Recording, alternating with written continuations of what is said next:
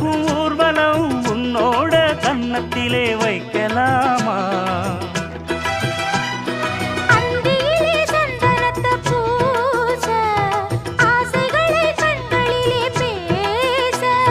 சேலையிலே நீ விசிறி வீச காலையிலே பார்த்த கண்ணு கூச என்ன சுகமோ எப்ப வருமோ என்னென்ன பண்ணுதையா மலையோரம் மாங்குருவி மாவிலையில் பாட்டெழுதி பாடுதடி.